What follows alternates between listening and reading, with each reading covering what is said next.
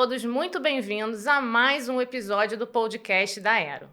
A Aero é a Associação de Arquitetos e Engenheiros de Rio das Ostras, que congrega arquitetos, engenheiros, geógrafos, geólogos, técnicos e universitários. Se você ainda não conhece a nossa associação, acesse as nossas redes sociais, fique por dentro dos nossos projetos e acompanhe o nosso podcast.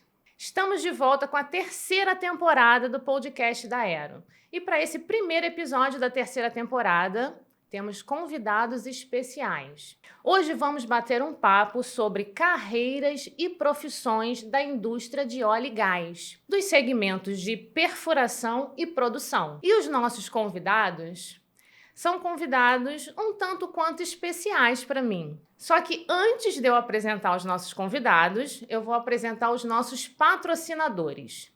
Você já conhece a Mútua? A Mútua é a caixa de assistência dos profissionais do sistema CREA-CONFEA. A Mútua oferece aos associados os benefícios sociais, previdenciários e assistenciais. Então, se você ainda não conhece a Mútua, acesse o site e veja todos os benefícios que a Mútua tem para oferecer. Os nossos patrocinadores aumentaram.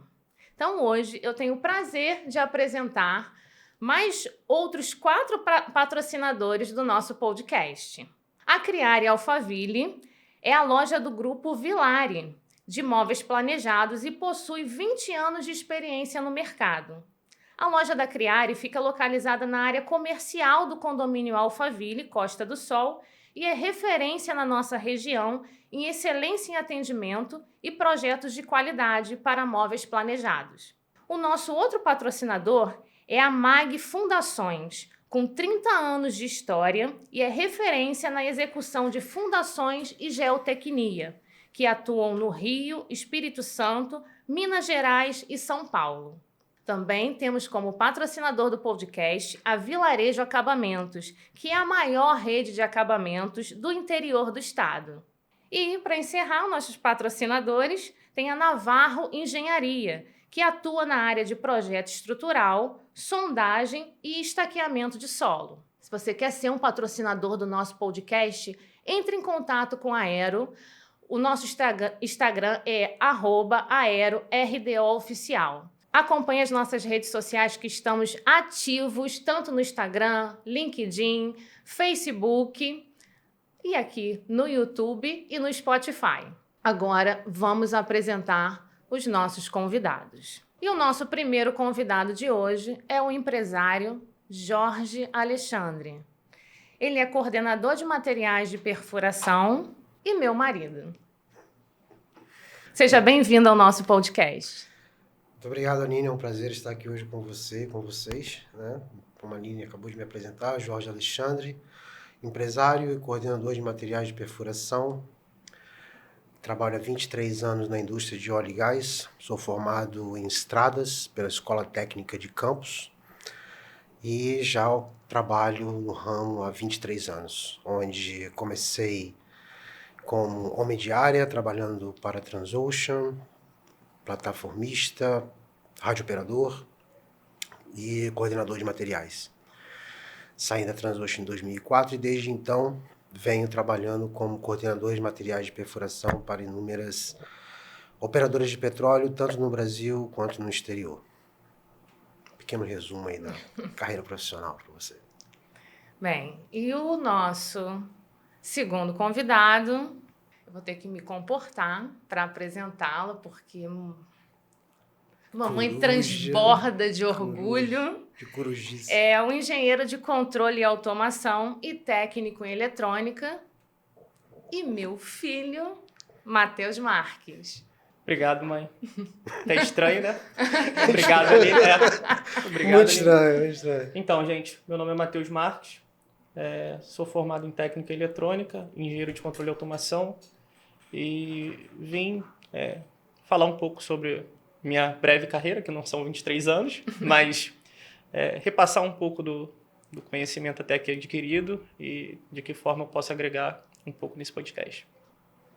Obrigado por ter aceitado o convite da mamãe. Então, vamos falar sobre carreiras e profissões na indústria do petróleo. E esse tema é destinado a engenheiros, técnicos, estudantes e ao público em geral que tem curiosidade, inclusive, de saber como a indústria offshore, a indústria de óleo e gás, ela funciona. Como que você pode adentrar nessa indústria para trabalhar tanto na área técnica como na área de engenharia. E para iniciar as nossas perguntas, que temos bastante perguntas, inclusive, Alexandre, conta pra gente, durante esses 23 anos aí de experiência, conta a sua breve experiência Nossa, da indústria, de como você começou na indústria de óleo e gás e como é que deslanchou a sua carreira. Ok. Essa geralmente é uma pergunta que muitas pessoas me fazem. Como eu consigo entrar no mercado de trabalho para trabalhar embarcado, seja numa empresa de perfuração, como a Transocean, como a Seadrill, como a Basdrill, ou seja em uma empresa de produção, como a Modec, BW, Energy, BSM. E eu costumo sempre dizer que você tem alguns caminhos, algumas profissões que você pode, para que te possibilitam começar a trabalhar embarcado, seja numa plataforma de perfuração ou seja em uma plataforma de produção. Se você optar pela perfuração, que é o meu caso, inclusive é onde os melhores salários estão, você pode, como eu no caso, que não tinha nenhuma formação técnica para a indústria de óleo e gás, eu comecei, como eu disse, eu sou formado pela Escola Técnica de Campos em Estradas. Trabalhei um período nessa área de estradas, projetos geométricos, e em 2000 eu comecei trabalhando com a Transocean como homem de área. E que geralmente é a porta de entrada para todo profissional que busca uma colocação no mercado offshore, mas que não tem uma formação técnica. Então, como eu não tinha nenhuma formação técnica em mecânica, eletrônica, eletrotécnica, eu não tinha o perfil para começar trabalhando nessas áreas. Então, a minha única opção era começar como homem de área, responsável pela movimentação de carga no convés, responsável pelo atendimento das embarcações e manutenção do convés da unidade de perfuração. Hoje, para você entrar no mercado de trabalho nessa área, como homem de área, você precisa ter 2 cursos, vamos dizer. Você precisa ter um curso de movimentação de carga. Esse é o curso mínimo, básico, que você precisa, curso de movimentação de carga, para que você possa ter condições de ingressar em uma plataforma de perfuração. O outro curso é o curso de plataformista, que você também é uma exigência hoje em dia, na minha época não era, você ainda podia começar sem experiência nenhuma e aprender a trabalhar a bordo da unidade. De 2000, quando eu comecei, até 2005, 2006, você ainda conseguia entrar para trabalhar sem esses cursos. Hoje em dia, eu acredito que seja praticamente impossível. Então, assim, para que você tenha alguma chance em um processo seletivo para começar trabalhando, você vai precisar ter um curso de homem de movimentação de carga, que seria um curso para homem de área, e um curso de plataformista. Uma vez que você comece a trabalhar em uma dessas 2 funções, você tem algumas profissões que você pode seguir, algumas áreas, alguns departamentos dentro da plataforma para onde você pode seguir. Área operacional, você vai continuar na área operacional, então o seu começo é como homem de área, plataformista, homem de bomba, torrista, assistente de sondador, que seria o driller, tow pusher e o OIM, que é o Offshore Installation Manager, que é o gerente da unidade. Então, para que você siga essa carreira da área operacional, você para o básico, esses 2 cursos. O restante, os outros cursos, as outras funções que você irá ocupar, homem de bomba, torrista, são profissões que você vai aprender a bordo. E como que isso funciona? Até hoje, a indústria funciona dessa forma. Você começa como homem de área e para que você possa ocupar o cargo de plataformista, você vai trabalhar as suas 12 horas como homem de área. E ao final das suas 12 horas, você tem 2 horas, permitido por lei, que você pode trabalhar na função que você almeja ocupar. Seja ela plataformista, torrista, homem de bomba, torrista, assistant driller, driller e assim por diante. Então você segue essa carreira operacional, seguindo essa carreira profissional. Ou você pode também trabalhar na parte administrativa da unidade, sendo você radiooperador, o qual exige um curso de GMDSS, para que você ocupe essa função, e mais alguns outros cursos ligados à parte aeronáutica, já que você é responsável pelo recebimento de aeronaves. Então, você pode trabalhar como radiooperador, que fica responsável pela comunicação, com as embarcações e com a comunicação interna e externa da plataforma. Além de ser uma extensão do RH de sua empresa. Ou seja, se você é funcionário da empresa e você precisa solicitar férias, é o radiooperador responsável pela emissão do documento que vai solicitar suas férias junto ao RH, ou seja, ele funciona como uma extensão do RH dentro da unidade. É também uma excelente oportunidade para quem deseja entrar no mercado de trabalho da indústria offshore, com apenas um curso que você pode fazer em empresas como a West Group, né, em que você pode conseguir o seu certificado em 10 dias, se não me engano. Esse é o tempo para você fazer o curso. Ou você pode também trabalhar na área de segurança, como técnico em segurança e como coordenador de segurança da unidade. E ainda na marinharia, já que muitas unidades de perfuração, sendo ela uma semi-submersível ou um drill ship, um navio de perfuração, ele é uma embarcação. E como sendo uma embarcação, ele precisa de marinheiros, de um mestre de cabotagem. Ou seja, você também pode trabalhar na parte de marinharia, sendo você ocupando a função de marinheiro ou mestre de cabotagem.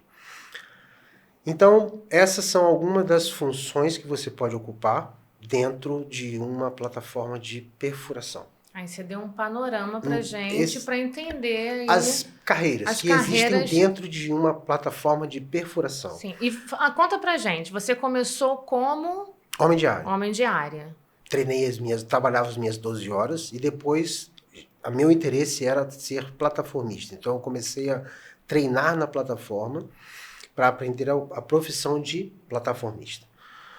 Devido a um problema de saúde, eu tive que declinar dessa profissão e decidi ser radiooperador por uma questão de saúde. Eu tive um problema no braço, então, devido ao trabalho ser um trabalho muito pesado, na minha época, ainda nesse navio que eu trabalhava, era uma unidade muito antiga, que hoje em dia já foi até desativada, então todas as ferramentas eram manuais, basicamente manuais, e então para mim seria impossível me manter nessa profissão. Então eu decidi mudar de setor e fui para a administração da plataforma, como eu falei, trabalhando como radiooperador.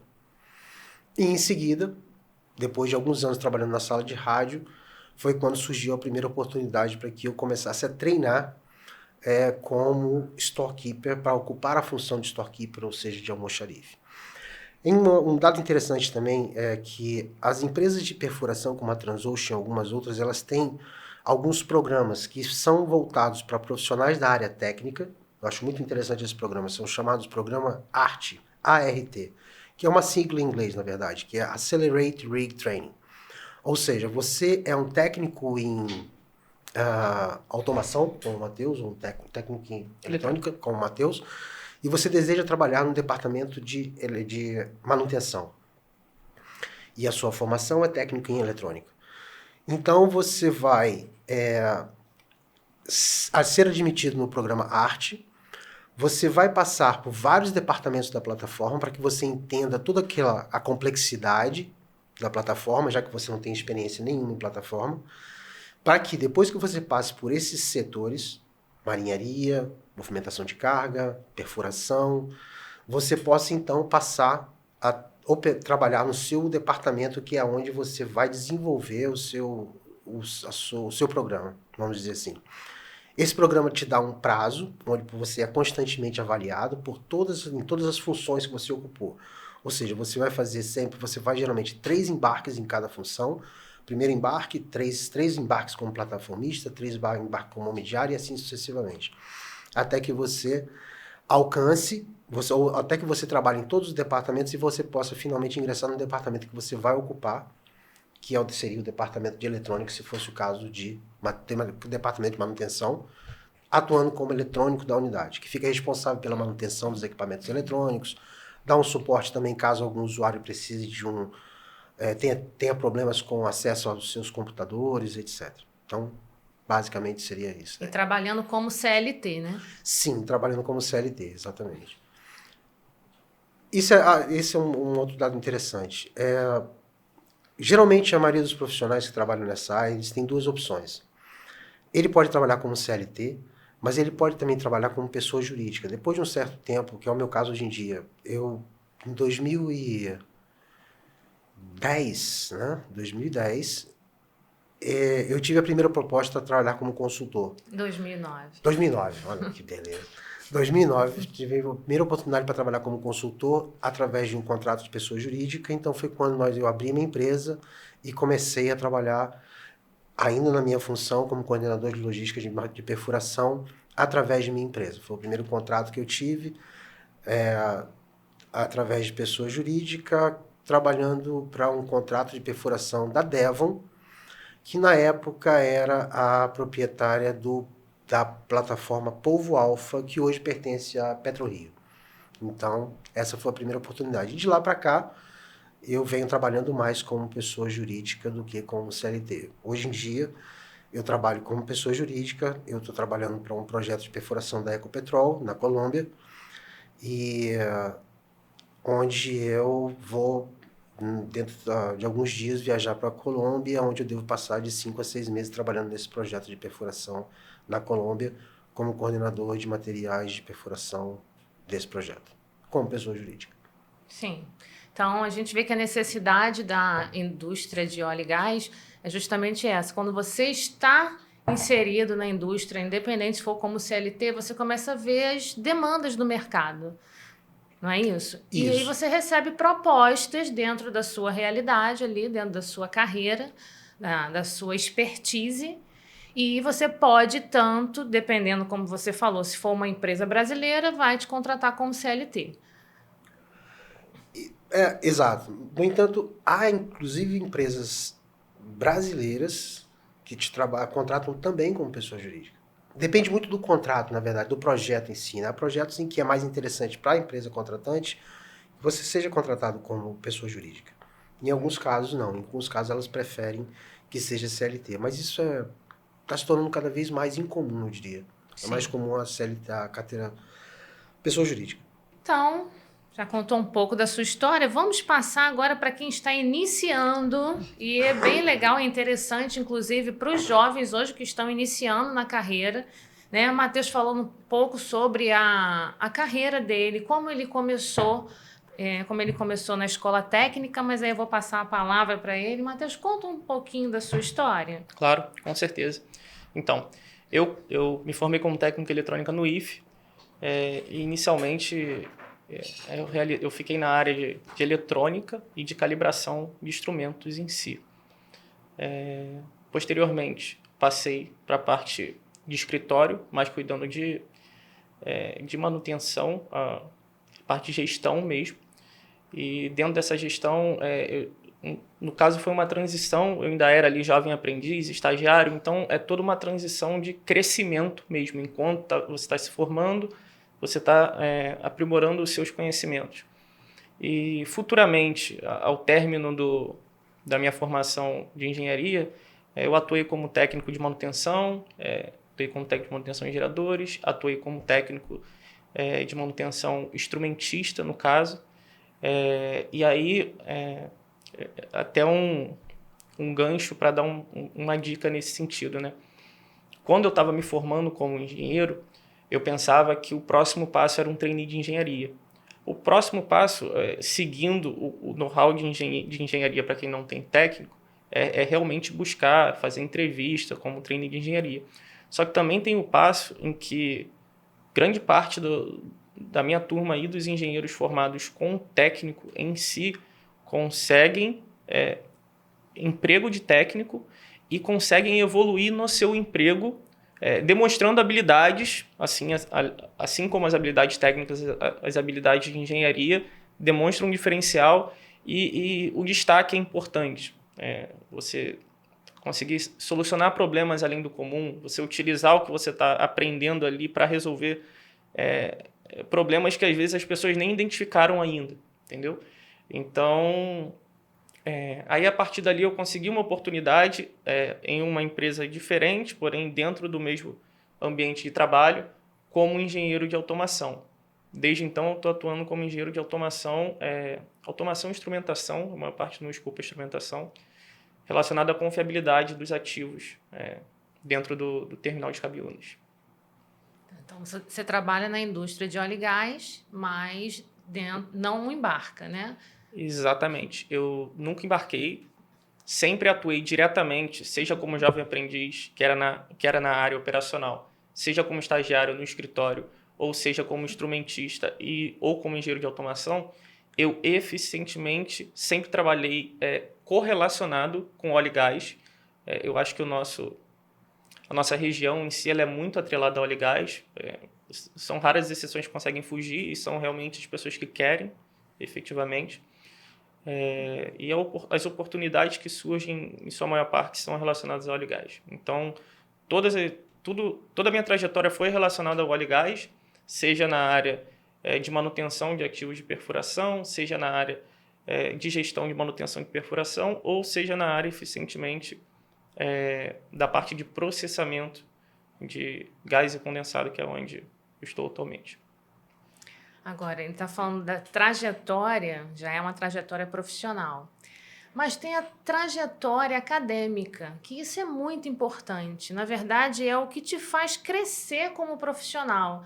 E aí eu vou falar sobre um detalhe bem importante, Matheus pode aí falar um pouco mais sobre isso para a gente, que quando o Matheus entrou na escola técnica, entrou um menino que realmente não tinha experiência nenhuma, e como a escola técnica, ela agregou em vivência, em experiências, em muito conteúdo e, na verdade, a gente viu esse desenvolvimento, não é mesmo? Muito. E aí, Matheus atuou também em várias frentes na escola, né? Depois você fala um pouco aí desses projetos que você atuou.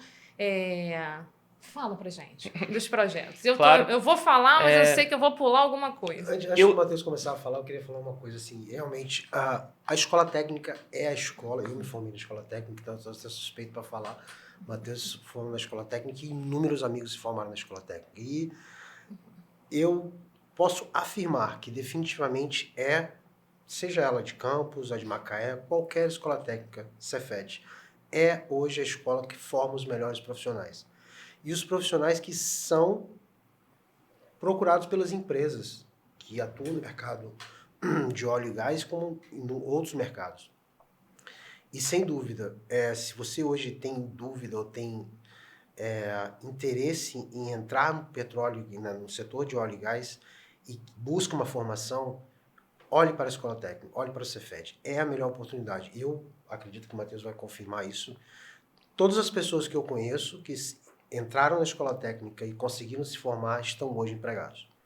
Eu acho que quem não está empregado porque não quer trabalhar na área, mas para quem se formou e foi um bom aluno, vamos dizer, eu não vou dizer nem que foi um top aluno, melhor aluno da classe, mas que tenha sido pelo menos um aluno mediano, ele vai conseguir provavelmente a sua colocação. E assim, fazendo um gancho, não necessariamente você precisa ser o melhor aluno, igual o Alexandre falou.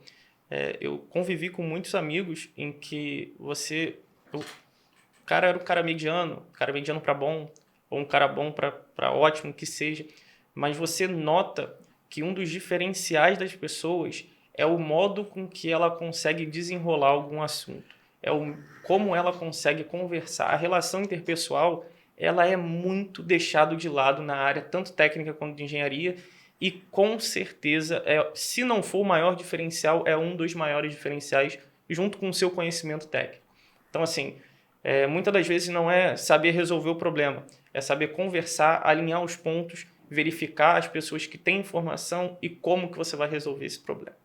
Agora, voltando um pouco para o Cefet em si, que no caso, quando eu entrei já era IFE, né? Eu fiz diversas atividades dentro do IFE, fiz astronomia, grêmio estudantil, eu fui laboratorista de eletrônica, monitor, mexi com Arduino também, em si. Professor? Fui professor fora do IFE já, mas trabalhei como tutor de física. Agora, todos esses assuntos em si, a gente está entrando num estudante que podia efetivamente estudar em sua maior parte e conciliar com um estágio ou um jovem aprendiz. A gente entende que dentro dessa área você tem estudantes que estão em tempo integral estudando, em tempo integral trabalhando, né? E estudantes também noturnos que estão trabalhando efetivamente de 7 às 5, de 6 às 4, que seja, e que tem aquele último período ali de horário para estudar, e é um estudo forçado, com sono. A gente já passou por isso, passei um bom tempo ainda por isso já, como CLT já. Eu entendo como esse ponto é difícil, e aí eu queria só salientar que por mais que você não consiga fazer todas essas atividades extracurriculares, o IFE, ou a escola técnica, ou o técnico que você está fazendo em si, tente ser o mais presente possível, porque não só na relação interpessoal que você aprende com isso, que você também aprende no seu trabalho, né? Mas para quem está começando, quem está iniciando a carreira ali, eu entendo como essencial o mais próximo possível, não deixar de lado essa parte. Enfim, gente, sobre esse assunto, eu só queria concluir que existem diversas formas de você ter esse aprendizado e diversas formas de você tanto se desenvolver em relação ao desenvolvimento interpessoal, quanto desenvolver o seu conhecimento.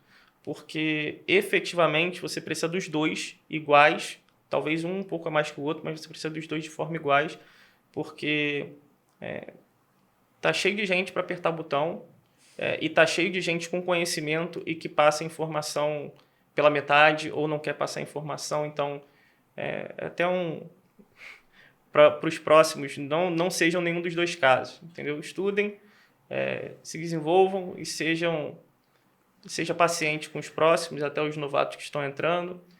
E eu acho que para concluir, eu acho que é isso mesmo. Pegando um gancho nisso que o Matheus falou, há muito tempo atrás eu ouvi um amigo me dizendo isso, né? Eu estava treinando um cara no rádio, como rádio operador, e ele me disse: cuide bem de seu trainee, porque ele pode ser seu chefe amanhã. E isso é o que mais vejo acontecendo. Muitas pessoas começam como trainee em diferentes áreas e conseguem, no decorrer dos anos, se tornarem gerentes, né? Gerente da unidade, enfim, ocupar cargos elevados dentro da unidade. Dando um gancho ainda nisso que o Matheus falou, que eu acho também muito interessante, e trazendo um pouco também para a realidade das empresas offshore, que é uma curiosidade interessante, é que é tão importante essa coisa de saber se comunicar e como se comunicar, de como interagir com as pessoas, que a Transocean tem um programa chamado Color Code, em que ela define a sua cor, que define o seu perfil profissional. Ou seja, quando você é admitido na empresa, você passa por você faz um teste em que irá definir a sua cor. Você pode ser verde, vermelho, azul ou amarelo. E a finalidade de você definir qual é a cor do seu funcionário é justamente para saber de que forma ele se comunica, de que forma ele recebe a informação, ele processa a informação e de que forma ele vai passar adiante essa informação. Então, se eu sei, no meu caso, a minha cor, eu tenho uma cor predominante e uma cor menos predominante. A minha cor predominante é o verde, eu sou verde sob vermelho. Verde é o pensador e o vermelho é o executor. E o Matheus, por exemplo, pelo que eu conheço dele, ele é provavelmente vermelho, azul com vermelho, né, que acho que definiria bem o perfil profissional dele. Ou seja, se eu sei que o Matheus é azul sob vermelho, eu sei de que forma ele gosta de receber a informação, de que forma ele precisa dessa informação para que ele siga adiante com a tarefa. Então, se eu chegar lá, ele sendo azul, e eu começar direto no assunto que é o que ele tem que fazer, e não perguntar primeiro como é que está a família dele, se ele está bem, alguma coisa assim, quebrar um pouco o gelo, para ele é horrível. Ter que lidar com uma situação de trabalho, mesmo estando no trabalho, tendo que lidar com um cara que só chega para ele para passar trabalho e em momento algum pergunta para ele se ele está bem.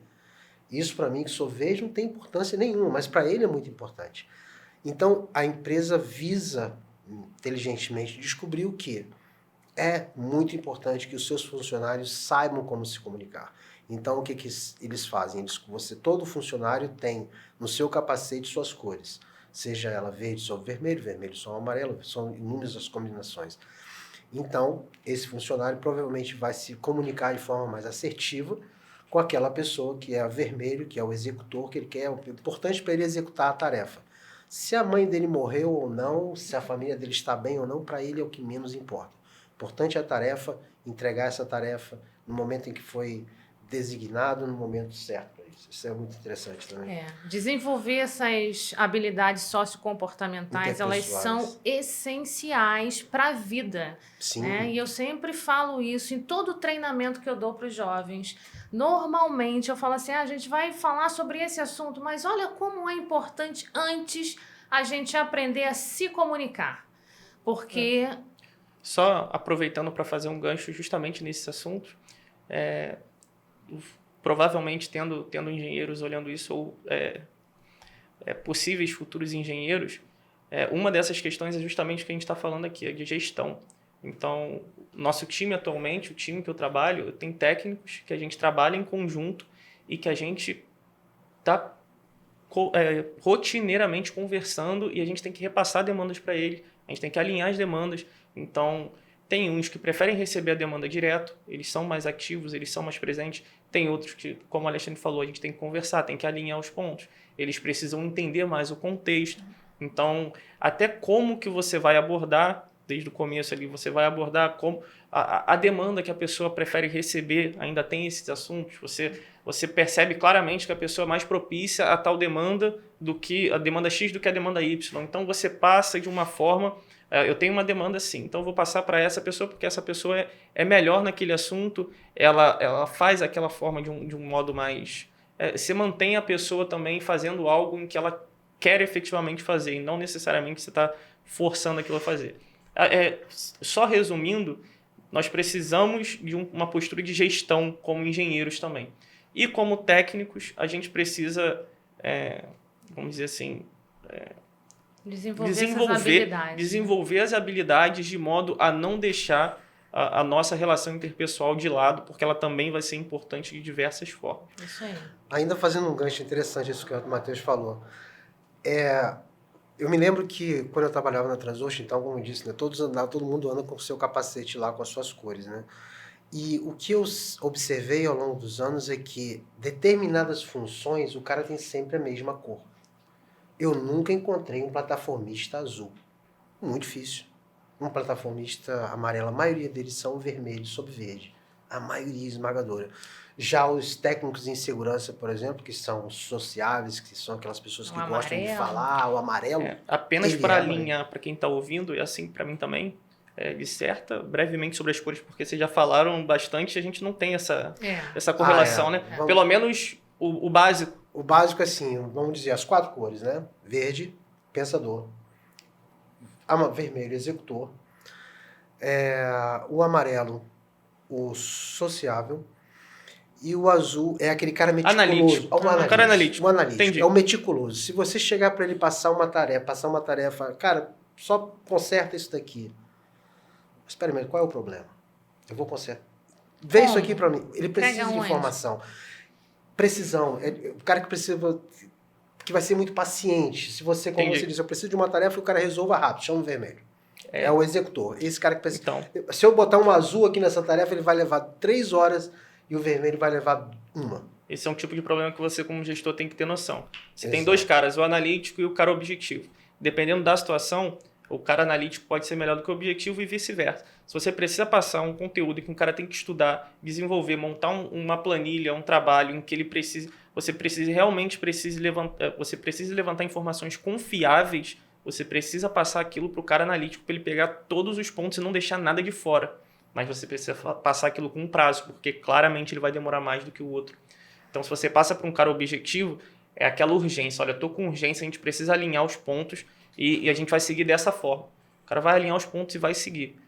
Você não precisa refletir, você não precisa pensar em cima. Não que ele não saiba, ele é dele, ele é objetivo. Não necessariamente efetivo, ele é objetivo. Então, o que a gente vê nesse debate é que o conhecimento técnico, ele é primordial para a execução dos trabalhos. É a base. Que a gente chama das hard skills. Mas as soft skills, que são as habilidades sociocomportamentais, são essenciais para você desenvolver suas tarefas. com qualidade. Porque a gente fala assim, a pessoa é admitida pela técnica e ela é demitida pelo comportamento. E o comportamento é justamente isso que a gente está falando. Por quê? Na indústria de óleo e gás, principalmente, o tempo é dinheiro e é muito dinheiro. Nossa. É tudo muito cronometrado. A gente vai passar umas imagens da indústria de óleo e gás, para quem ainda não viu, não tem noção. E eu vou pedir para o Alexandre falar sobre o tempo é dinheiro na indústria de óleo e gás. Isso é muito interessante. Essa é uma plataforma submersível que eu trabalhei nela no Gabão. É uma plataforma da Cidril e que eu trabalhei nela no Gabão. Essa coisa do tempo é muito interessante porque o custo diário de uma plataforma de perfuração ele pode variar entre $1 milhão por dia até 2 milhões, 2 milhões e meio de dólares por dia. Dependendo da operação que estiver acontecendo, esse é o custo diário.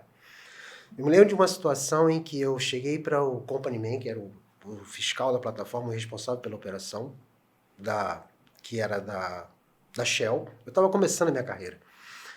E eu passei para ele que eu só conseguiria liberar o barco dentro de 2 horas, só 2 horas. Só 2 horas. E ele me disse, olha, você tem noção exata de qual é o custo da plataforma. Então, pare para pensar o tempo que eu vou gastar em 2 horas, quanto representa para mim essas 2 horas, numericamente falando, e, por favor, consiga liberar esse barco para mim em menos de 2 horas, que eu preciso que esse barco seja liberado em menos de 2 horas. Nós estamos falando de uma operação, nesse caso a gente estava fazendo o Waterline, que é uma das operações mais caras, e ele disse, eu estou gastando hoje 2 milhões, nosso dia hoje está em torno de 2 milhões e meio de dólares. Nós temos que ser mais rápidos e mais eficientes. Então, sem dúvida, a perfuração é muito caro. Foi aquele dia que a equipe ganhou presente, todo mundo ganhou presente. E nessas horas você tem que ser criativo, né? E eu tive que ser criativo. Então, era uma tarefa praticamente impossível. Dá para contar isso? Dá. Então, vamos lá. Era uma tarefa praticamente impossível de ser feita em 2 horas. Ou melhor, era fisicamente possível de ser feito em 2 horas, mas muito difícil de ser feito em menos de 2 horas. Mas não há nada como uma boa motivação. Uma característica das empresas de perfuração é que elas costumam dar bons brindes, né? Na época, o brinde que mais era distribuído a bordo, quando alguém conseguia fazer uma tarefa de forma excepcional, superando as expectativas, você ganhava um iPod. Imagine que você está aqui trabalhando e dependendo de uma tarefa que é a sua obrigação diária de fazer, mas que você fez com extrema eficiência, alcançou o objetivo, você ganha um iPod de presente para isso. Então eu conversei com o Company Man, perguntei para ele se eu poderia dar esse iPod de presente para a equipe que estava me auxiliando na operação e ele disse sim, pode distribuir, seriam 6 iPods que nós iríamos distribuir. Então eu fui para o Convés para passar a tarefa para o pessoal e a primeira reação foi, não, impossível, não dá. Aí eu puxei o iPod do bolso e falei assim, olha galera, o negócio é o seguinte, vai ser um iPod na mão de cada um se nós conseguirmos terminar isso em menos de 2 horas. E em segurança. Com certeza, o segurança está lá olhando, não perde nada. E nós conseguimos concluir a tarefa em 1h15. Que motivação. Que motivação. Eu nunca vi peão correndo tanto no Convés, correndo não pode correr, mas andando tão rápido, em ritmo tão acelerado no Convés. Foi assim impressionante. Ou seja, a motivação certa nos faz alcançar objetivos quase que inalcançáveis. Um pouco de motivação é muito importante. Exatamente. E a gente fala isso sobre gestão eficaz, inclusive, principalmente na indústria de óleo e gás. Nossa. Quando a gente fala sobre gestão eficaz hoje em dia na indústria de óleo e gás, a gente fala basicamente como que as empresas de óleo e gás hoje buscam maior eficiência e uma melhor gestão. Basicamente, se você fizer uma pesquisa hoje na internet, você vai ver que a digitalização da operação, a automação da operação, a gestão de ativos e a emissão de poluentes. Isso daí são as coisas, 3 pontos, existem mais pontos, mas que as empresas hoje em dia estão mais focadas. Eu digitalizando a minha operação, eu torno a minha operação mais eficiente, mais eficaz? Sim. Então, isso é o que as empresas hoje em dia estão buscando. Eu hoje trabalho, como disse, para a Ecopetrol, nesse projeto de perfuração, mas eu trabalhei por 2 anos por uma empresa que desenvolveu um software de logística chamado Cabal.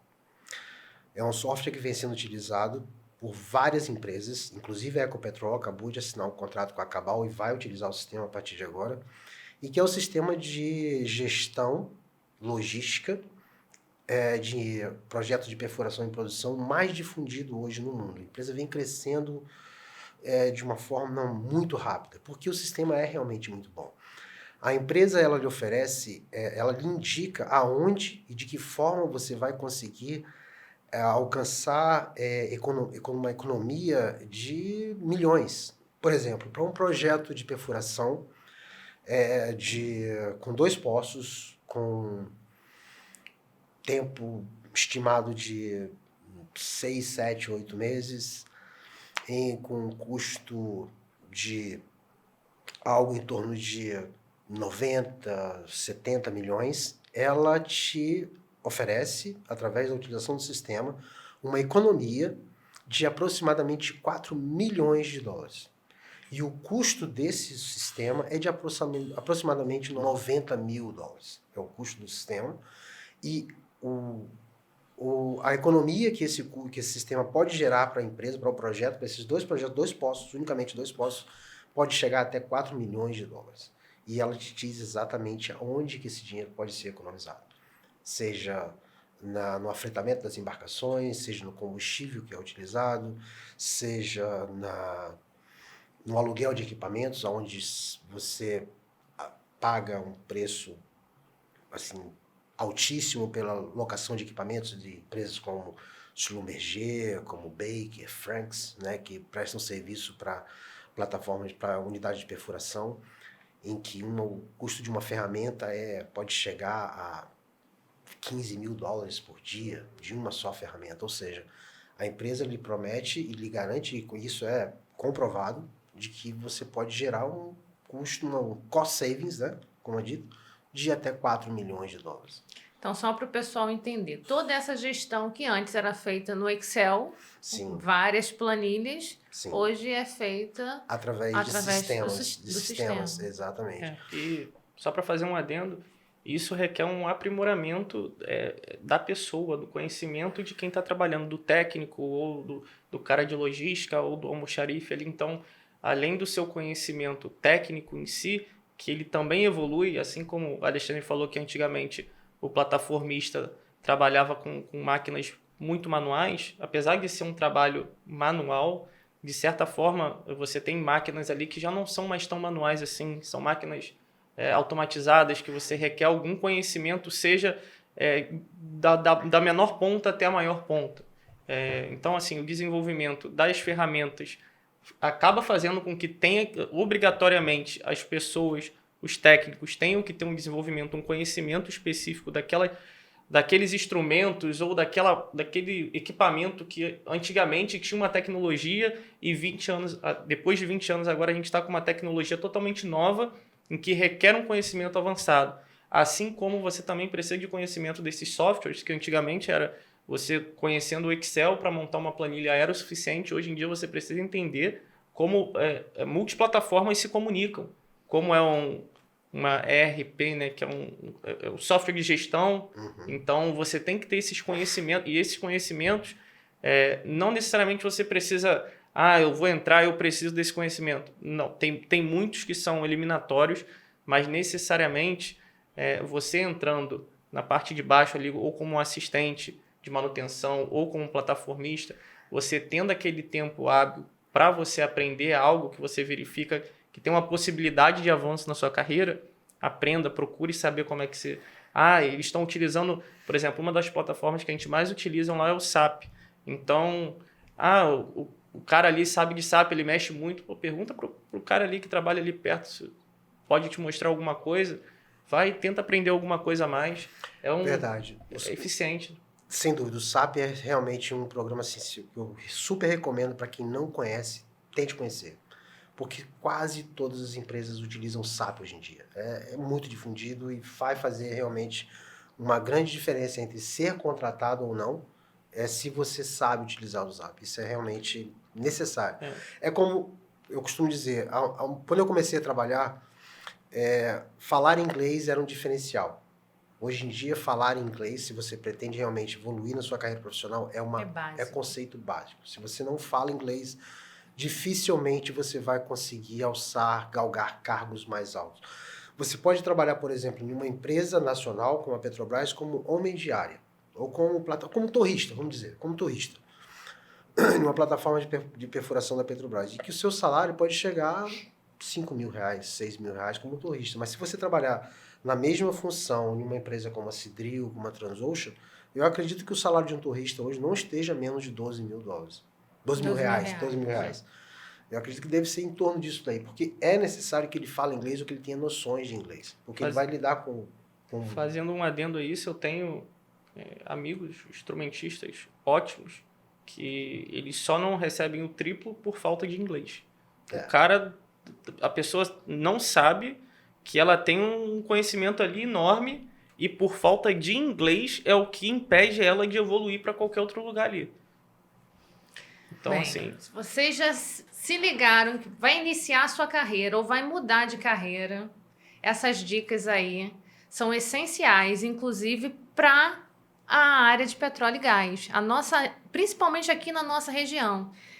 Bem, antes da gente continuar, quero convidar você para se inscrever no nosso canal, ativa o sininho, curta nossas redes sociais e conheça os nossos patrocinadores.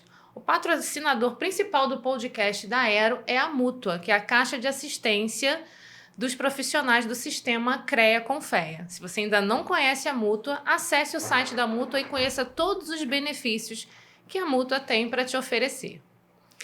E para continuar falando de carreiras, principalmente na nossa área, é primordial que a gente tenha uma certa percepção.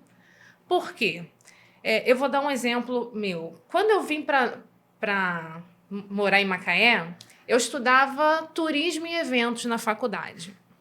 E eu deixei a faculdade no último período, fazendo TCC. Por quê? Me mudei para Macaé, eu pensei, o que eu vou fazer com turismo e eventos aqui na cidade?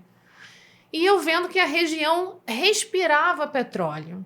Falei, vou fazer segurança, técnica em segurança. Para espanto da minha família, você vai mudar de uma graduação para um técnico, você vai andar para trás. Mas muitas vezes, para a gente dar alguns passos para frente, nós precisamos dar alguns passos para trás. Então, essa percepção do que você quer, aonde que você quer chegar, é primordial. Se você ainda não tem, pesquise. Qual é a sua aptidão? Qual é o seu perfil? Quais são as áreas que tem aqui, principalmente na nossa região aqui, na indústria do petróleo? Em que eu posso atuar? Eu preciso fazer um técnico? É melhor eu fazer direto uma universidade, uma faculdade? Qual o curso que eu preciso para embarcar? Então, é muito complexo realmente a área. Por isso que eu trouxe os convidados aqui para vocês se inteirarem mais do assunto. E para essas futuras carreiras, eu gostaria, inclusive, que vocês dessem assim, algumas dicas para quem está interessado a entrar agora na área.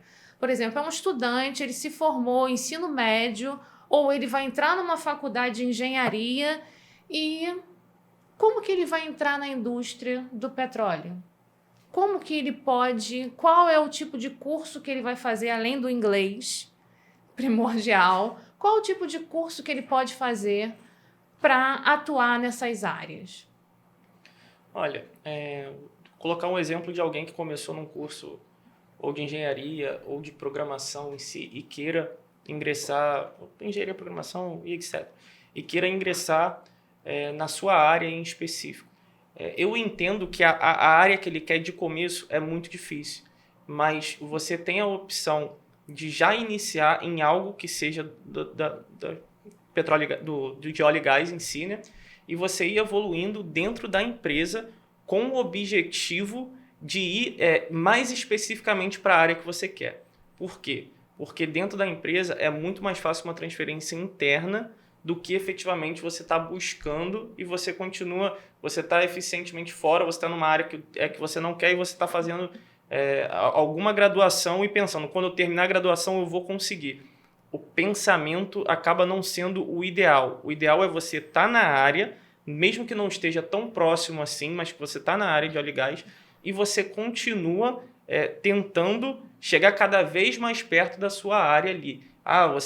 Eu quero programação que seja, eu estou na área de perfuração. Fica na área de perfuração, procura ali projetos que vão para a área de desenvolvedor de software, ou que seja back-end ou front-end, que tem alguma relação com óleo e gás no começo. Às vezes dentro da sua empresa mesmo você tem esses setores e você consegue demonstrar alguma proficiência, você consegue demonstrar interesse para esse gestor e acaba fazendo processos seletivos internos. Então, esse é um dos benefícios. Por quê? Porque um dos pensamentos globais de quem está fazendo graduação é o seguinte: eu vou começar a procurar um estágio ou um trainee. E acontece, você consegue estágio, você consegue ser efetivado, você consegue trainee, você consegue ser efetivado, mas eficientemente é mais fácil você trilhar o caminho de baixo para cima, assim como o Alexandre comentou, todo o desenvolvimento, né? Como homem de área, plataformista, etc. Eu acredito também, pelas inúmeras pessoas que eu conheci ao longo da minha carreira, que geralmente quem começou no mercado começou como técnico, trabalhando a bordo de uma unidade de produção, sendo como técnico de produção, como instrumentista, né? Muitas pessoas que ocupam hoje cargo de gerência começaram na parte técnica, conhecendo, vamos dizer assim, o coração do navio, conhecendo a operação como um todo, tendo uma visão geral do que acontece dentro da sua unidade. E essas pessoas depois buscaram uma graduação em engenharia e hoje ocupam cargos de gerência em diferentes empresas, não só aqui no Brasil, como também no exterior. Então eu sempre, por experiência e por ver o que aconteceu ao longo desses anos, é que a maioria começou como técnico, trabalhando. E fazendo um adendo nesse sentido, você está trabalhando, você está lá e eficientemente você conseguiu o cargo de técnico. Tem muita gente que fala assim: eu consegui o cargo de técnico, o próximo passo é que a evolução do meu técnico 2, técnico 3, técnico 4, que seja, eu consigo um salário bom o suficiente para me manter. Você consegue um salário bom o suficiente para se manter agora, daqui a 5, 10, 15 anos. Eu tenho amigos que recebem menos do que eles recebiam há 15 anos atrás como técnico. Então, é aquilo. No momento pode ser o suficiente, mas e depois? Então, o que eu aconselho: evolua tanto profissionalmente como tecnicamente. Faz sua graduação, terminou sua graduação, faz sua pós, continua. Não deixe de estudar. Eu decidi não estudar, não estou falando eficientemente, você tem que fazer curso disso, curso daquilo, pós disso, MBA, não. Eu estou falando, estude mesmo que por conta própria, por conhecimento. Existem algumas situações, como cargo de gestão, por exemplo. Como técnico, é muito difícil, são raríssimas exceções. Mas como engenheiro, como uma graduação de administração, já é muito possível e muito perto. Aí, se você quer cargos de alta gestão, você tem que continuar se desenvolvendo. Você tem que fazer MBA em gestão, você tem que fazer alguma pós na área que você quer ali, ou pode ser projetos, que foi uma área que a gente não mencionou, mas é uma área também muito comum dentro do óleo e gás. Então, você quer desenvolver uma planta, por exemplo, você tem que... Uma obra, tem milhares de pessoas numa obra, então é uma contratações muito grandes, mas para outro momento. E assim, continuem se desenvolvendo nos dois lados, profissionalmente e pessoalmente. Isso é essencial. Inclusive, você pode mudar quando você vê necessidade. A percepção é justamente essa. Vou dar um exemplo do Alexandre, que a gente começou a fazer o técnico em segurança juntos, não foi? Foi. E aí, no meio do curso, ele falou assim: não, meu trabalho está me levando ali para o outro lado. Esse conhecimento técnico em segurança, ele já tinha muito. Inclusive, às vezes, ele dava aula no nosso curso. Mas ele parou o curso justamente porque o mercado estava levando ele para outro lado, não é isso? Foi, exatamente. E além do mais, é aquela questão também da afinidade.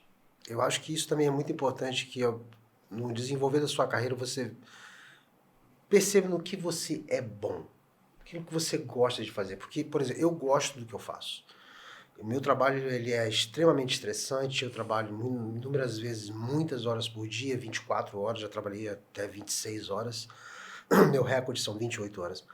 Mas é extremamente estressante. Gente, extremamente estressante a ponto de nós somos sócios, a ponto de eu falar assim para ele, olha, a gente tem que diminuir um serviço aqui porque ou o casamento ou ou a empresa. Os dois não... Ela não gostava de receber minhas ligações às 3 da manhã. Gente, logística... Eu tava trabalhando ainda, por que não? Logística é tenso. Eu trabalhando e ela dormindo, veja só. Acorda aí, vamos lá, vamos resolver o problema. Nós temos que trabalhar. Enfim, eu não me via como segurança. Eu me vejo na minha profissão hoje em dia, que é essa aí, que é o que eu gosto de fazer. Então, essas 26 horas, 28 horas, elas passavam rápido, porque eu estava gostando daquilo que eu estava fazendo, por mais estressante que fosse. Mesmo que se eu estivesse como técnico em segurança ou como coordenador de segurança hoje de alguma plataforma, eu tenho certeza que eu não estaria tão feliz quanto eu estou hoje trabalhando no meu nesse projeto da Ecopetrol. Tenho certeza disso. Apenas fazendo um adendo, essa relação de trabalhar com o que gosta também é importante. Então, assim, uma das coisas que eu, por exemplo, não gosto de fazer são trabalhos robotizados. Eu não gosto, eu tenho que fazer isso daqui eu vou ter que ficar preenchendo isso aqui todo dia, dessa forma, de determinada maneira. E aí como você automatiza. Como eu estou na área de automação, alinhou o útil ao agradável. Sempre que eu tenho alguma tarefa que ela se torna repetitiva, eu faço a primeira vez, eu entendo como eu faço. Na segunda vez, eu já começo a analisar formas que aquilo ali pode se tornar de ser feita de forma automática. Aí eu posso que seja fazer de 1 a 2 meses se o trabalho for difícil. Mas eu procuro fazer em que em algum momento eu não realize mais aquele serviço, apenas tenho que analisar os resultados. Então, é um método como você pode fazer para evitar o que você não gosta de fazer. Você tem que buscar alternativas. Me lembrou de um ditado. Chame um preguiçoso para resolver um problema que ele vai fazer da forma mais prática possível. Verdade. Exatamente. Gente, mas vocês notaram aqui que o papo cabeça é maravilhoso, né? Tem uma outra coisa que o Matheus falou que eu acho que é interessante também de ressaltar. Dentro dessas empresas, na maioria das empresas do setor de óleo e gás, eles têm essa característica. São inúmeros os cursos que você pode fazer a bordo. Inúmeros. Se você é mecânico, você tem uma matrix de cursos que você tem que fazer, porque você é mecânico, então você é obrigado a fazer. Se você é plataformista, ou mesmo se você é homem de bomba, enfim. Seja qual for a função que você ocupa, a posição, a profissão que você tem a bordo, você tem aquela gama de cursos que você obrigatoriamente tem que fazer, você tem prazo, se você não fizer, você sequer pode embarcar, né? E quando você almeja uma outra posição, a primeira coisa que o seu supervisor vai te fazer, que o seu coordenador vai fazer, a primeira pergunta é, você já fez os cursos dessa posição que você quer ocupar? Então, você começa daí, treinando na área sua área de interesse, e fazendo todos os cursos que a plataforma oferece, seja ela da sua área ou não. Eu tenho alguns colegas não é o meu caso, confesso para você, mas eles fizeram todos os cursos, todos. O cara era mecânico, ele estava fazendo curso de eletrônica, não entendi aquilo, mas ele fez. Depois ele mudou, foi para outra área, mas ele tinha, sim, conhecimento de todos os cursos, porque eu acho... Até porque você expande suas opções. Sem dúvida, e você conhece o que acontece ao seu redor, né? Isso é muito importante, sendo uma plataforma tanto de perfuração quanto de produção, num ambiente tão perigoso, né? Porque você pode morrer em questão de segundos, você pode sofrer acidentes gravíssimos, você pode ter uma perna amputada, um braço, uma perna. Como a gente falou em plataformas, os riscos todos que envolvem esse tipo de trabalho, e a comunicação sendo primordial em qualquer trabalho, mas principalmente na indústria de óleo e gás, porque a gente sabe que os maiores acidentes foram por falta ou falha de comunicação. Então, a comunicação continua sendo a base mais importante desse tipo de trabalho, ainda mais quando envolve os riscos. A indústria de óleo e gás tem, inclusive, aqui no Brasil principalmente, tem muito essa característica. Há muitos, hoje em dia não nem tanto, mas alguns anos atrás, tinha-se um tradutor a bordo. Porque a maioria dos supervisores eram estrangeiros e eles não falavam português. E os brasileiros, infelizmente, a maioria deles não falava inglês. Então, era necessário que toda tarefa, imagine, quase todas as tarefas tinham que ser passadas o supervisor passava a tarefa para o funcionário em inglês e o tradutor traduzia. É um risco do telefone sem fio. Inúmeros acidentes já aconteceram devido a uma tradução mal feita, Sim. e erros, enfim. Isso é uma coisa muito comum. Então, a comunicação é, sem dúvida, muito importante e é um tendão de Aquiles dentro das unidades de perfuração, sem dúvida. Exatamente. Mas que atualmente menor, né? Atualmente menor, mas ainda é muito grande. Eu considero ainda muito grande. Os equívocos, os erros, e nós brasileiros aí vamos dizer que isso aí é uma característica do brasileiro. Eu já vivi nessa situação algumas vezes, em que eu já falava inglês, então o supervisor estava passando a tarefa para a galera, e ao final todo mundo balançou a cabeça e... Entendeu? Sim, entendi. Aí o supervisor chegou para mim e falou assim, depois você traduz de novo, porque eu tenho certeza que eles não entenderam nada do que eu falei. E realmente a maioria não entendeu nada. E se eles fossem fazer o que eles haviam entendido, nós teríamos provavelmente um acidente ou um erro grave na operação. Então a comunicação é, sem dúvida, ainda hoje um problema sério dentro das unidades, porque os estrangeiros continuam trabalhando em inúmeras plataformas de produção e perfuração. Então, os erros continuam. E existe ainda a questão cultural também. A diversidade cultural é muito grande. Um dado interessante.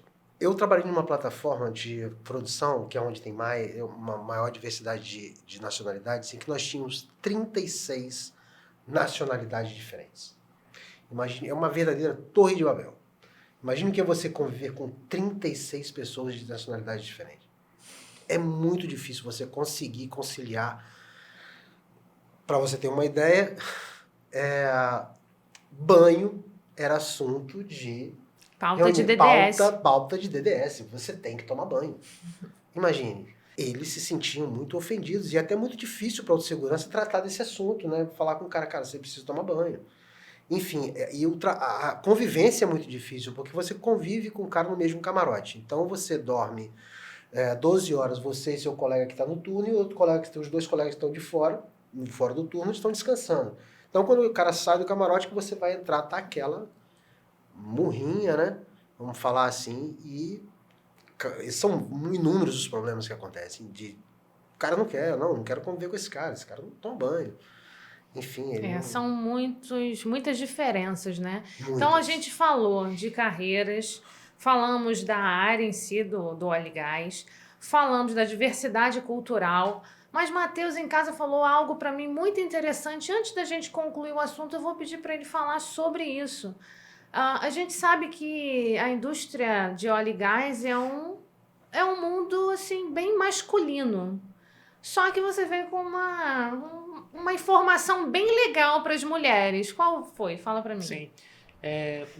Voltando um pouco para o IFE, existem processos específicos dentro do IFE, justamente para tentar contratar tanto técnicos quanto técnicas. E está cada vez mais comum a relação deles realizarem entrevistas internas dentro do IFE, buscando especificamente o sexo feminino. A questão toda de paridade entre a quantidade de homens e mulheres em área, essa paridade, infelizmente, eles tentam melhorar, mas não tem a porcentagem almejada, mais para falar que existe uma facilidade em relação a meninas realizando técnico que almejam entrar na área técnica em específico. Tanto na área, na parte de escritório é até maior, né, a porcentagem, mas na área especificamente é uma porcentagem muito pequena e que existem constantes, eles buscam constantemente, abrem processos seletivos constantes apenas para mulheres. Então, notícia boa, mulherada. Então, essa é uma oportunidade para as mulheres adentrarem na área de petróleo e gás. Gente, o nosso papo aqui dura dias, anos, horas, e a gente fica conversando, né? E a gente vai continuar o papo em casa. Só que antes da gente terminar, eu vou convidá-los para curtir as nossas redes sociais. A Aero está no Instagram, no LinkedIn, no YouTube. Então, estamos ativos nas redes sociais. Faça-nos uma visita. Veja os nossos projetos. Traga sua sugestão de assuntos que você quer que a gente traga aqui para o podcast. Para falar também agradecimento especial para os nossos patrocinadores, que é a Mútua, Caixa de Assistência dos Profissionais do Sistema CREA Confeia, a Criare Alphaville, a MAG Fundações, a Vilarejo Acabamentos e Navarro Engenharia. Agradecer aos nossos patrocinadores. E só que pra gente, antes da gente terminar, a gente tem a hora do desafio. Vocês sabiam disso, né? Não. Tô ciente agora. Tá sabendo agora que desafio? E vocês Nossa sabem qual é a Senhora. hora do desafio? Qual vai ser o desafio de vocês? Tenho a mínima ideia. Não. Alexandre queria saber de qualquer jeito. Me É, conta, me conta. Eu não vai vou ter- contar, não tem vou desafio. contar. Falei, vai ser um desafio maior para o Matheus do que para Ah, você, é? porque você já está acostumado com as coisas. Hum, E aí eu vou Se pedir para lascou. Mari. Mari, pega lá pra gente. Se lascou. O desafio é seu. Vou ficar de camarote. Não, você gatinho. vai Tá passar bom. pelo desafio também. Como assim? Mas não Vai era ser só uma ele. surpresa. Era pra Vai ser uma só ele. surpresa. Hoje a gente está fazendo algo diferente. E o Cezinha vai passar também Vai passar o quê? pelo desafio? Todo mundo. Pode... Todo Traz mundo. pra cá, Mari, Meu por Deus do céu. favor. Ah, é- Traz pra cá. Então, que bom. Então, bom. Que bom. Tá nervoso, ele tá nervoso. Calma. Calma. Tô Cezinha, calmo. hoje vai rolar assim, tá? Ó, bebe água. Nossa, agora... Vamos lá. Você não tá Pronto. acostumado a ser desafiado, né? Não, É um tô desafio correlacionado à sorte ou... Sorte é sua, que você me tem como mãe. não. Ai, oh, meu Deus Já, do céu. já comeu o desafio. Ó. Já não tem problema. Ah, Cadê nosso eu pratinho? vi o desafio sendo feito. É, ele viu o desafio sendo feio a cara dele. Poxa, é um desafio saudável, gente. Caramba. Olha que legal. Mamãe fez um Mamãe. bolo sem glúten, sem lactose, Olha só, mamãe. especial. Porque, gente, é um desafio porque ele não gosta de comer os bolos que eu preparo, os saudáveis, porque eu faço bolo para esse rapaz há 26 anos. Eu só não fiz o de um ano, ele tem 27. Então, mas os bolos gostosos, né, meu filho? Com certeza. Nossa, aquele bolo ali. Deliciosos. Só que de vez em quando tem. Você tem que passar por isso aí. Você tem que comer um bolo De vez em saudável. quando tem esse desafio. Posso te garantir que deve estar bom. Tá? Tenho certeza. Então vamos lá, hein, Matheus? Vou te dar um pedaço pequeno para você não sofrer muito. Bem, depois de 19 anos juntos, eu nunca provei um bolo ruim dela. Não vai ser esse aí que vai estar ruim. Olha, você falou isso bem alto? Não, na verdade eu falei meio baixinho assim. Acho que a Cezinha pode até cortar depois. Ele... Hora do desafio hoje Vamos lá. é comer um bolo saudável, Que... sem glúten, sem lactose e falar que tá gostoso, hein? Eu achei que era pra adivinhar o que tinha Falar tá dentro. gostoso? Eu já falei assim, eu não sei não. Não, o desafio é você descobrir quais são os ingredientes. Essa parte que ela Olha, não te contou esse aqui, ainda. Mari tava doida. Esse eu quero. Faz pra mim. Não é, Mari? Pode me convidar mais vezes, viu? Mari, Vou vir esse é aqui. pra você, Mari. Muito bom esse desafio. Tem banana? Ah, é de banana. Ó. Ó como é que tá. Pelo Tá menos vendo a aí, banana tá eu tinha que vendo? Tá acertar, vendo? né? É massa de banana. Não leva leite. Essa parte eu não sei. Tem banana, tem maçã, tem nozes, tem passas, tem semente de abóbora. Nossa, ali tá uma delícia. Tá uma delícia? Muito bom. E aí, vai, Cezinha? Todo mundo Vai. sendo desafiado aqui. Vai, todo mundo sendo desafiado hoje. Tá O desafio é comer o aprovada? bolo todo. É Meu comer- bolo? Com certeza. Além de dizer se tá bom ou não, é comer o bolo todo, é isso? É, agora vocês vão ter que ir pra baixo da mesa e chamar os cachorros. Tá, então vamos lá. Vamos lá. Mentira, Prepara a mentira. coluna aí. Falando isso que a coluna dele não é muito boa, não. Zé. Não, mas então, esse é o desafio, já tá... Foi? Passei? Com certeza. Foi bom? Tranquilo? Não doeu? Nossa, Não. adorei ser Que desafiado. bom, porque se Que fosse em desafio. casa, ele não comeria. Ele ia falar, não quero não, obrigado. Ele ia É falar, só um pedacinho, aquele do não, aniversário, é. Não, obrigado. Ó, vai comer tudo, ainda vai levar pra casa. Nossa senhora, muito bom. Você se superou nesse, hein? Foi? Que bom. Eu fiz Caramba. em 10 minutos. Cara, é muito prendado, né? Tira onda, né? Tira onda. Bem, então, antes da gente concluir, Mari, por favor. Antes da gente concluir. Tem aquela parte legal que é ganhar caneca. Olha a galera aqui de casa. Eles são ótimos. Todas as pessoas que participam do podcast da Aero ganham a caneca do podcast da Aero. Gostou, né? Então, Eu acabei de descobrir, mas eu agradeço. Eu já sabia. Já. obrigada. Agora depois tem que ter o combinado. Você falou que é o bolo de chocolate com morango que você ia fazer pra mim. Tá vendo? Próximo podcast. Então, ó, meu muito obrigado a vocês por terem participado do podcast. Gostei muito de ter vocês aqui. Eu espero que tenhamos uma próxima oportunidade para a gente bater Sim. mais um papo além de em casa. Porque, gente, a gente bate muito papo. Então, a gente sempre tem vários brainstorm. Eu quero ter algumas ideias, a gente senta para conversar e as ideias fluem. Porque cada um tem a sua expertise e a gente conversa muito. A comunicação é uma coisa que reina lá em casa, graças a Deus. E isso aí é essencial para a gente trocar essas informações, trocar as ideias, ver como funciona cada área e claro, por dentro da vida uns dos outros, porque é isso que nos une. Então, gente, muito obrigado. Obrigado a você. Amo vocês. Foi muito bom. Claro.